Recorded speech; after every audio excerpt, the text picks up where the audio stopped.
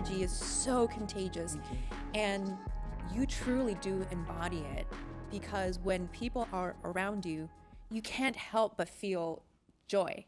You feel it. Yeah, thank you. And it's wonderful. It really is wonderful. I think the whole studio felt it. You know, they started also like dancing, and we're like, I walked in here. I mean, look at what I'm wearing today. By the way, thank you. I'm sitting here like, yes. Yes, yeah. I'm wearing this. Sexy, hot, and chic, and joyful. And I like joyful. It. And joyful. Absolutely joyful. So, okay, what is a joy strategist, and why should we be paying more attention to it? I love that. But can I say something quickly about my energy? It's something really important for us all to look at, because we miss what those messages really are. And I was someone who always felt joyful but wasn't joyful. And I was someone who was raised with young parents, so I learned very quickly. I created my own pre-verbal love language, that if I take care of others, then there's love. And so I find that in my life, I've lost some people to suicide, and they're always the ones who seem the most joyful. Yes. They're the ones who seem the most alive, and sometimes it's a cover. So it's important for us to really understand it's a subtle energy too. Like I'm like a giant toddler. My friend Peach and I call it 13 for life. But I come in with that now in truth, but I can see also versions of myself that came with that to be validated by you. And so for us all to realize that we don't have to put on a joy, as long as we really attune to our own frequency and are honest with ourselves when we're in and out of joy. So I just wanted to mention that. Yeah, and for a joy strategist, it was that when I started talking about this to people thought I was crazy, as I said. And yet some of the people that are the most successful that I've been blessed to know in my life need it more than ever. And so I started using the word strategist and just literally made up joy strategy, because I wanted it to have enough gravitas, you know, so people took it seriously enough. Right. And because in my old career, I was a creative strategist and people really respected that. But I wanted people to hear that it's a job. It's a secondly job. Yes. And so what I do is I bully people. You bully people I bully into joy? into your joy. And really using you in it. You know, I'm not going to give unsolicited, but if you come to me for anything, you may come to me and say, I really want to work with you. My relationship's in peril. we're going to work on that. If you come to me and say, I want to build a business and I'm not sure what the joy mission is, I'm going to work on that. But at the root of all of it, we're going to get back to you being in relationship with yourself, turning your own self on, being really about your own heart. And that's why I bring in the strategy, because it requires us, like everything, to have a new deal memo with ourselves every 6 months.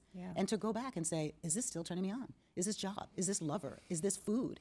And understanding that it's our responsibility. And we all love to talk about being a goddess or a king, but what they did was they lived in the concept that if you and I are both queens and we're in different territories, it's my job to be the chief energy officer of my life. So I stay in an energetic state that when you come, you feel me and we can instantly connect and not go to war.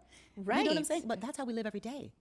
And yet we don't treat ourselves with the same level of importance is even too small of a word for making that our every second action. How do I feel? Why am I feeling that way? What's triggered me? What do I need to release? What do I need to bring in for more joy? It's an inquiry, it's an audit at all times. So that's what I do as a joy strategist. I do it to my friends, my kids, my family, and I give everyone permission to do it to me.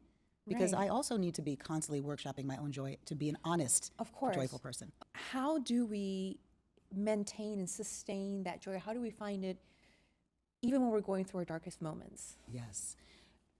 Again, we are so, I'll speak for myself, so confused about ourselves. And so I feel like if we could just get curious and stop with that little, we all have that little cartoon angel and devil on our shoulder. Mine is like, Grace, you're amazing. God, you suck. You're not doing well. I'm such a, I'm a recovering fear of rejection, like people pleaser, and I'm always trying to go for the gold star.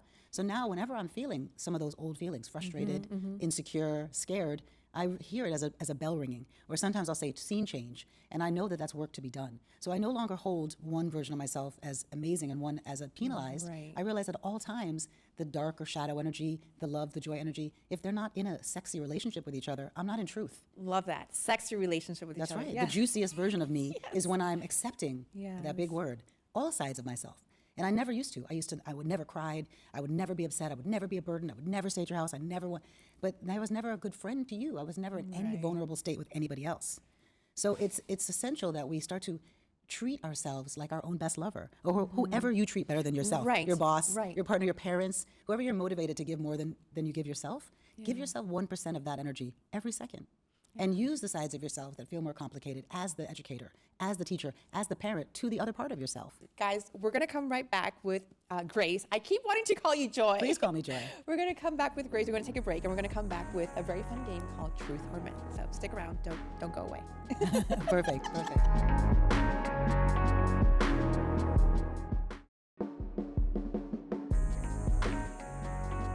Welcome back, everyone, to Esencia Latina Wellness Podcast, and I'm here with Grace Harry, and we're going to begin our very fun game of Truth or Myth, and I'm going to figure out very soon what this Esencia shot is. Thank you, Grace, for choosing this one. Oh, you're welcome. I don't know what it is, but I can smell it, and it's strong. So Potent. It's potent, yes. Okay, truth or myth? Joy is a mindset. Wow. Oh my God, This is like a combination of the hot wing show and the drinking show My- right this moment. my throat is burning right now. Me too. You too? You picked it. I did. Truth or myth? So I think it's both. The myth is that we all believe that everything is a mindset, but a mindset can't work without a heart set. And so it's really when you work them together, it's what I was talking about earlier in Right. terms of when you work for someone who's a creative person versus an analytical person. If our body is a company and we have been operating that our brain is the president or the CEO, then it's got this grumpy heart person who's not really getting involved. But if we are leaning into the creativity of our life, the heart is the CEO, the chief creative officer, Right.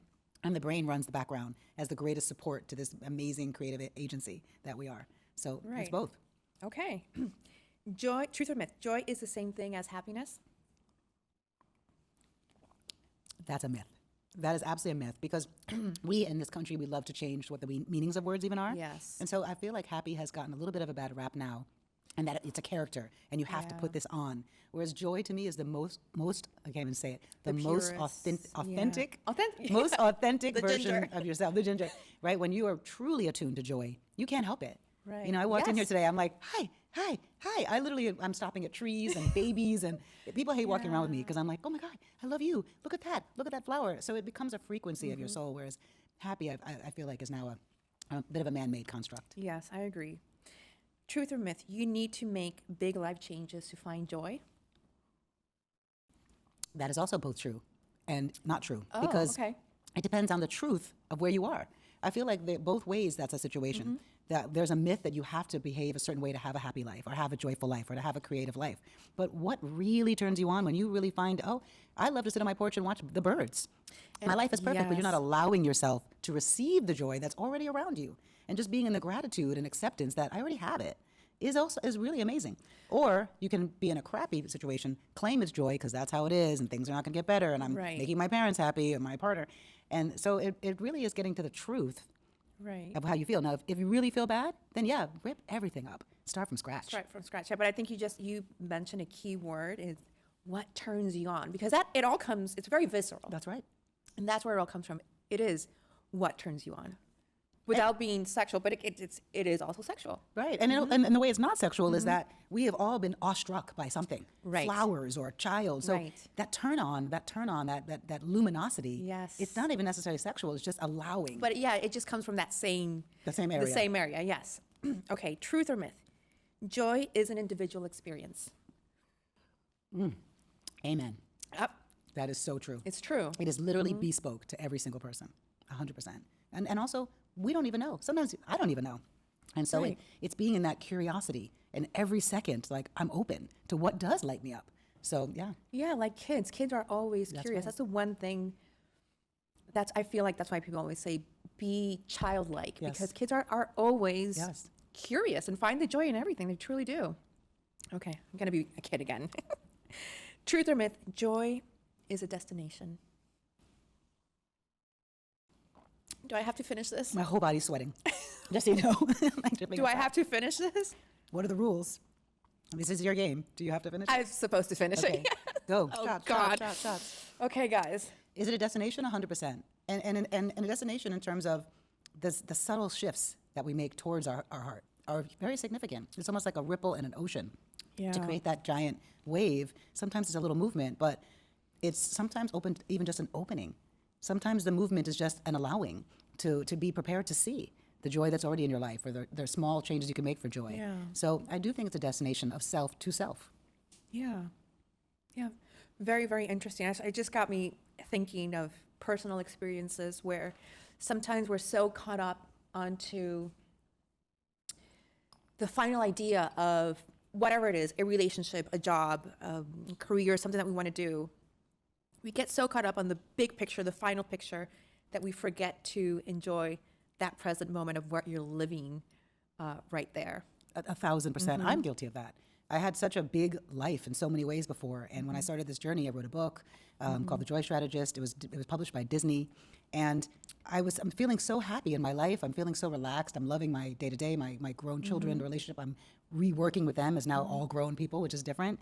But I was waiting for this big experience, a new big experience, and missing all the gems of this beautiful life that I'd created myself in its stillness, in its softness, in its I had to really change that thought of myself that we're always in the car on the way, but we're not in the car looking at the tree or feeling how we feel in our body that's different. And that's a big part of acceptance, is that every day it's fine-tuning your thing. It's not being on the way to something is what robs a lot of us of our joy. Yep, 100%.